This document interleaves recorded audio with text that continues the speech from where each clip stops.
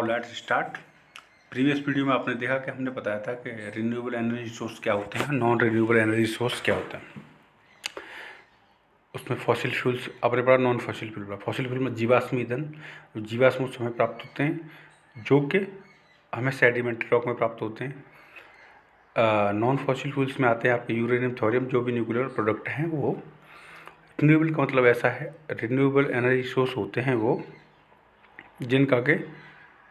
जिनके भंडारण का कोई क्षमता नहीं है, वो अगेन एंड अगेन प्रोड्यूस होते रहेंगे, वो लाइफ टाइम चलते रहेंगे। जैसे कि सन की energy, sun energy, wind energy, water energy, इनको क्या है हम यूज कर सकते हैं। इसीलिए पर्टिकुलर गवर्नमेंट अभी पहले हमें क्या है, इसे हम क्या कहेंगे, ग्रीन एनर्जी। ग्रीन मतलब इससे कोई वायु प्रदूषण आपका नहीं होगा। जैसे कि आप कोल को आप जैसे बर्न करते हैं, जब कोल बेस्ड पावर प्लांट होता है तो उसमें क्या होता है, कार्बन डाइऑक्साइड का ऑक्सीजन होगा। कार्बन डाइऑक्साइड का ऑक्सीजन होगा, उससे क्या होगा, कार्बन डाइऑक्साइड का ऑक्सीजन होगा, उससे ये होगा कि आपके वायुमंडल में क्या होगा, कार्बन डाइऑक्साइड की मात्रा बढ़ेगी। उससे ये होगा कि आपका green house effect, gas effect बढ़ेगा, जिससे क्या है, ग्लोबल वार्मिंग होगी।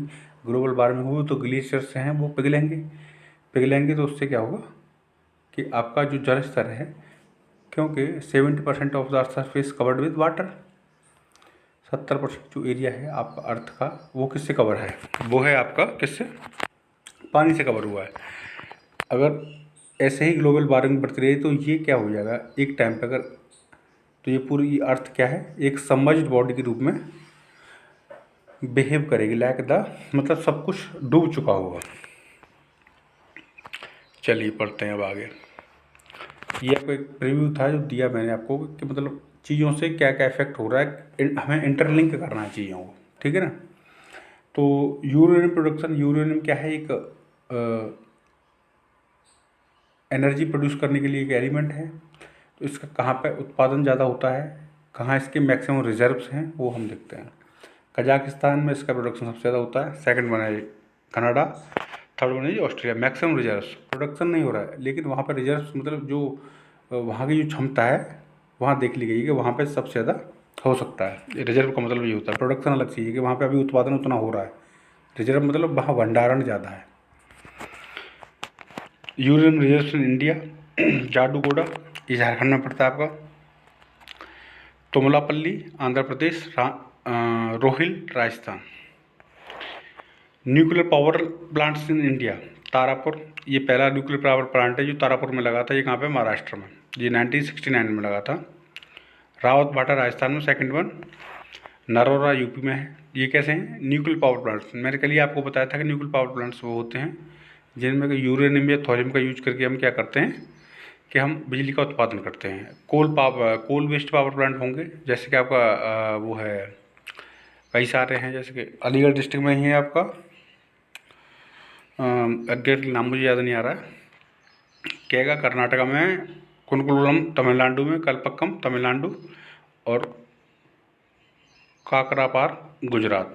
न्यूक्लियर पावर प्लांट्स का मैक्सिमम यूएसए में है। अगर वर्ल्ड वाइड की बात करें, हम पूरे विश्व की बात करें, अच्छा परसेंटेज जनरेशन की बात करें तो वो अलग चीज़। तो परसेंटेज जनरेशन में पहले नंबर पर कौन आएगा आपका, फ्रांस।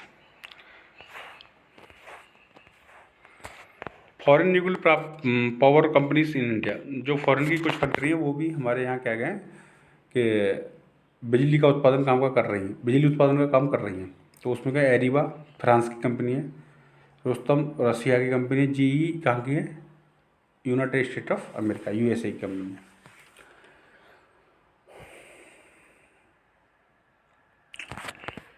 न्यूक्लियर पावर प्लांट्स के मतलब डिसएडवांटेज क्या, मतलब क्या हो सकते हैं, मतलब हमें हानिकारक चीज़ें क्या है।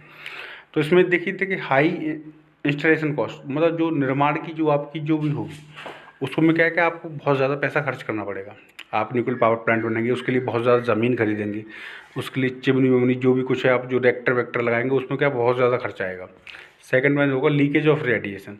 रेडिएशन मतलब क्या है, अगर यूरेनियम और ये क्या रेडियो एक्टिव तत्व हैं, थोरियम, अगर इनका भी रेडिएशन अगर मान लो कैसे भी लीक होता है तो सर्टेन एरिया क्या है वहाँ का इफेक्ट होगा, तो ये बहुत डेंजरस है इस वजह से। Second one is wastage of disposal, जो रेडियो एक्टिव जो वेस्ट निकलता है उसका डिस्पोजल, मतलब उसे कहाँ दबाया जाए, कहाँ फेंका जाए, उसको जो मेंटेन करने के लिए हमें चीज़ें चाहिए वो बहुत ज़्यादा कॉम्प्लिकेटेड है।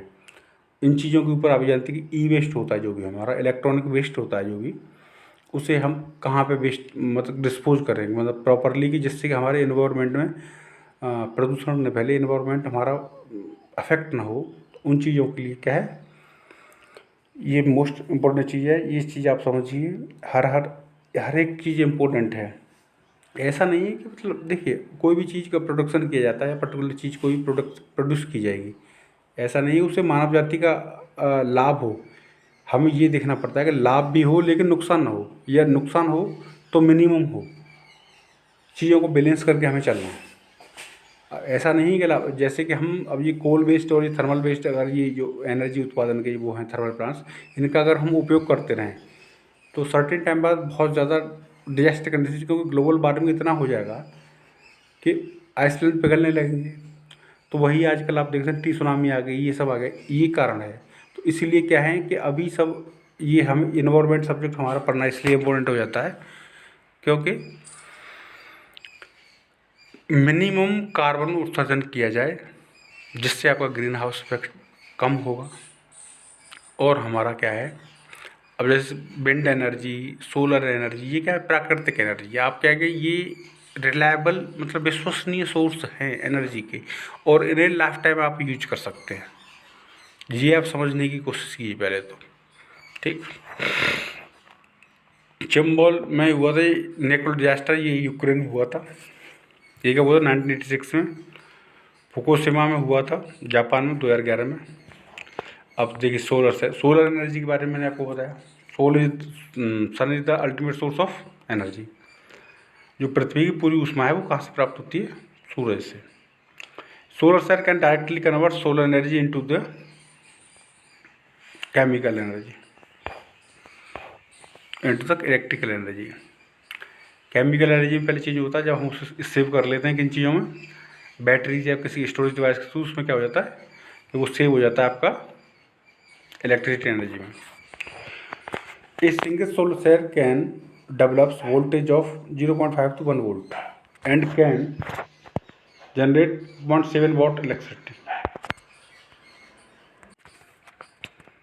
एडवांटेज क्या है सोलर एनर्जी के, no moving parts, need less maintenance. कोई मूविंग पार्ट नहीं होता, आप सोलर प्लेट को एक बार कहीं पे भी फिक्स कर देते हैं तो उसका ऐसा कोई नहीं कि मतलब कि उसमें रोज़ बियर एंड टियर हो रहा है, आपको कुछ भी मतलब लगाने की ज़रूरत है। And second one is can be easily installed eight A roof top, मतलब आप छत के अपने ऊपर लगा सकते हैं। रिमोट एरियाज, मतलब किसी भी लोकेशन पर लगा सकते हैं, बहुत दूर वाले क्षेत्रों में लगा सकते हैं। बस मेन पर्पज़ क्या है, सनलाइट वहाँ पे पहुँचनी चाहिए। Where transmission lines are commercially not visible, मतलब वहाँ पे अगर ट्रांसमिशन लाइन भी नहीं हो तब भी वहाँ आप इसे यूज़ कर सकते हैं, ठीक। नो पॉल्यूशन, कोई पॉल्यूशन नहीं होता। नो रनिंग कॉस्ट, जब आपका इक्विपमेंट चल रहा है तो आप उसमें ऐसा नहीं कि बार बार आपको मिस्त्री को या पर्टिकुलर आपको कुछ बिल देना पड़ रहा है या कुछ भी आपको इन्वेस्ट करना पड़ रहा है उस पर्टिकुलर टाइम पे। वन टाइम इन्वेस्टमेंट है, लाइफ टाइम चलता है, मतलब लाइफ टाइम नहीं, सर्टेन लाइफ तक चलता है, 10-20 ईयर लॉन्ग लाइफ। एप्लीकेशंस, जो आपका आर्टिफिशियल सैटेलाइट चलते हैं, जो भी आप सैटेलाइट भेजते हैं, उपग्रह भेजते हैं, ये सब किस पे काम करते हैं, इसी पे काम करते हैं। सन की एनर्जी को एब्जॉर्व करते हैं, उसी पे काम करते हैं। स्पेस मिशंस जो भी होते हैं वहीं से क्या है कि ये सब सैटेलाइट क्या है वहीं से एनर्जी लेते हैं सोलर एनर्जी के through. Calculators, toys, traffic lights, street lights. आज के लिए इतना है। सब्सक्राइब कीजिए हमारे चैनल को E61.0। Thank you.